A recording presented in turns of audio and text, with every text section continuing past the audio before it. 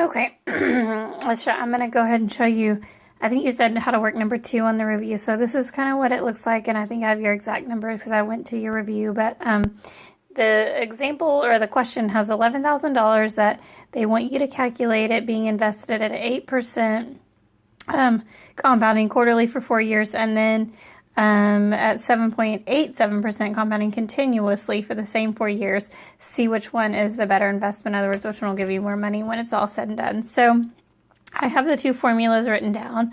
The P is your present value. In other words, how much money you're starting with. The R is your rate. We have to change that to a decimal. The N is your number of times per year you get your interest paid. So whether that be quarterly, monthly, semi-annually, whatever the case may be, that will determine what your N is. And then your T is the time aspect of it. So how many years are you investing your money?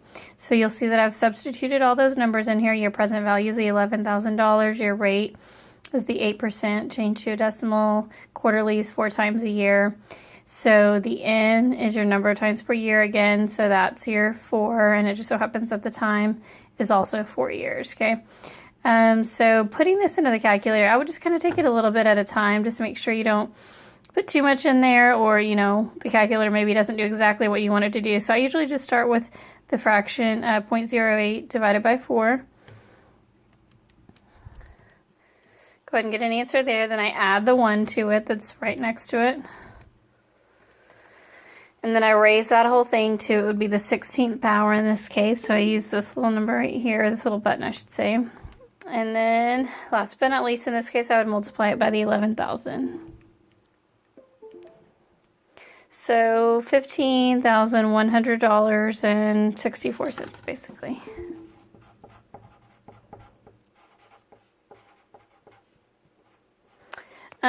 Next example is really, it can be put in your calculator all at one time without a problem. So I'm going to go ahead and clear it out. I'm going to type the 11,000, the original amount of money.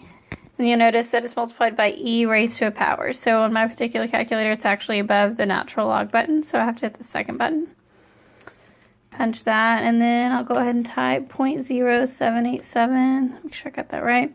Times 4, because that's how long they're putting the money in there. So close, $15,069.80. What was it? 84 cents basically.